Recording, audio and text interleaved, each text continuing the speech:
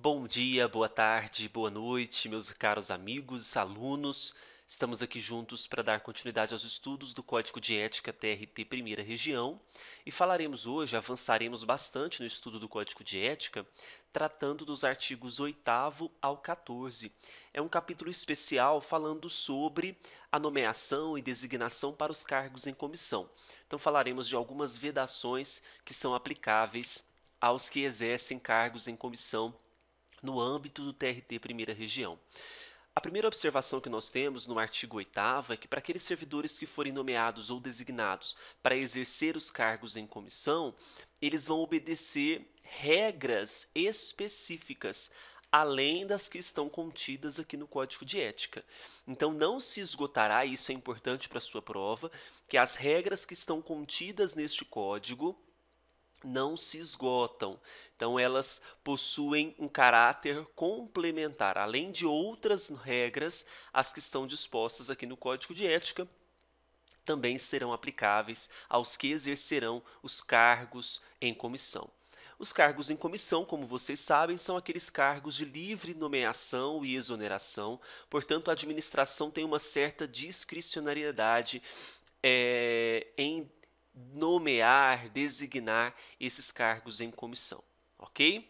Bom, o artigo 9º, ele fala sobre que o servidor, exercendo esse cargo em comissão, ele não poderá receber, inciso 1, salário ou qualquer outra remuneração de fonte privada que esteja em desacordo com a lei, e 2, transporte, hospedagem ou favores de particulares de forma a permitir uma situação que possa gerar dúvidas sobre a sua probidade ou honorabilidade. Como assim?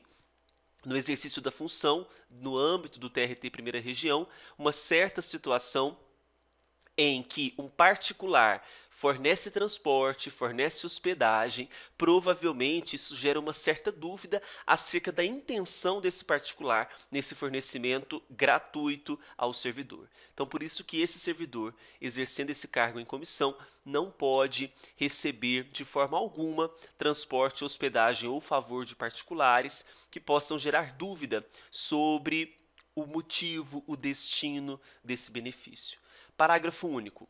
É permitida a participação em seminários, congressos e eventos semelhantes, desde que tornada pública eventual remuneração, bem como o pagamento das despesas de viagem pelo promotor do evento, o qual não poderá ter interesse em decisão a ser tomada pelo servidor. Isso aqui complementa o inciso 2, né? Apenas dizendo que aquele que exerce cargo em comissão pode participar de um evento, por exemplo, de um congresso? Pode, mas se ele estiver recebendo por essa participação, é importante que eu torne público esses valores, é importante que eu torne público o pagamento destas despesas que foram realizadas, não é? Até porque eu não posso ter um interesse que esteja por trás de uma cortina por conta desse pagamento, tanto das despesas quanto a remuneração de participação no evento. Então, isso é muito perigoso.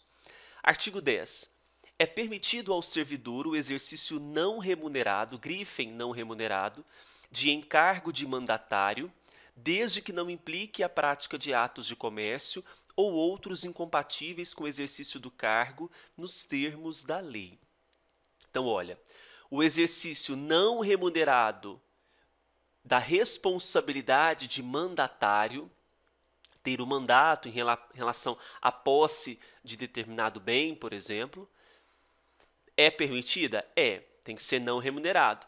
Não pode implicar o quê? A prática de atos comerciais ou outros atos incompatíveis com o exercício do cargo. Esse artigo 10 ele é muito importante, tem grandes chances de ser cobrado em alguma alternativa na sua prova. Artigo 11. No relacionamento com outros órgãos e servidores da administração, o servidor deverá esclarecer a existência de eventual conflito de interesses, bem como comunicar circunstância ou fato impeditivo de sua participação em decisão coletiva ou em órgão colegiado. Então, cabe a esse servidor, na verificação de um possível conflito de interesses particulares, com os conflitos, com as informações, com as necessidades do próprio tribunal, do TRT Primeira Região, ele verificando que há um possível conflito de interesses, ele precisa comunicar. Ele não pode ficar inerte, não sabia, eu não sei. É importante que ele faça o esclarecimento dessa existência de eventual conflito, que ele comunique o impeditivo na participação de uma decisão. Então, cabe a esse servidor, que na verdade eu não vou chamar de servidor, esse indivíduo que está exercendo o cargo em comissão, fazer essas comunicações devidas.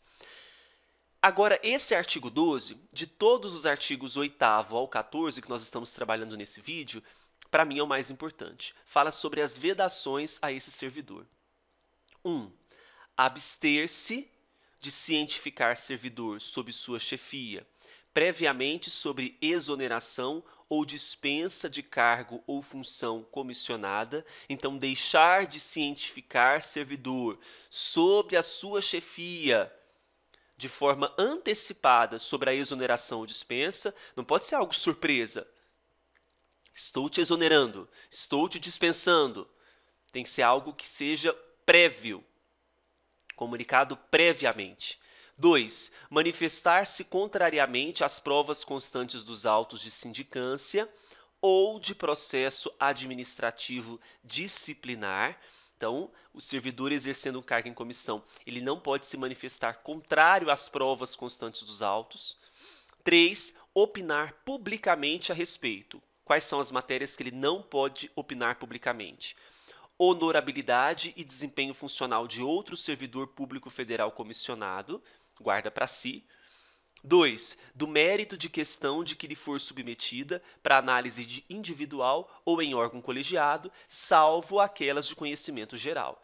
Então, eu tenho um parecer sobre o mérito, a matéria de uma determinada questão que a mim foi submetido como exercendo cargo em comissão. Se ela não for matéria de conhecimento geral, eu tenho que guardar para mim. Eu não posso fazer não posso dar a minha opinião pública a respeito desse mérito de questão. Artigo 13.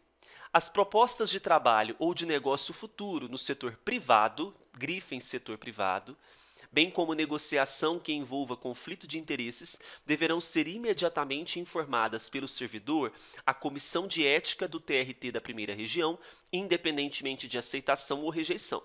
Bom, se você sabe que daqui a um tempo você vai sair e vai exercer um trabalho no setor privado, você precisa comunicar, né, esse fato, mesmo que você vai aceitar ou não, à Comissão de Ética do TRT Primeira Região, que é o nosso próximo assunto, no próximo vídeo, né? Então, as propostas de trabalho ou de negócio futuro no setor privado têm que ser imediatamente informadas pelo servidor à Comissão de Ética do TRT Primeira Região.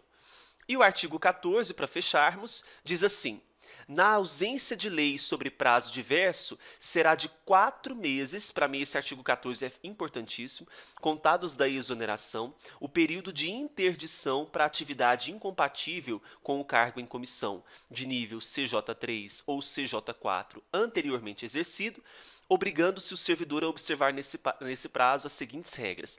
Então, contados da exoneração, tem esse período de molho, são 4 meses contados da exoneração, esse período chamado de interdição. Quais regras que ele precisa obedecer? 1.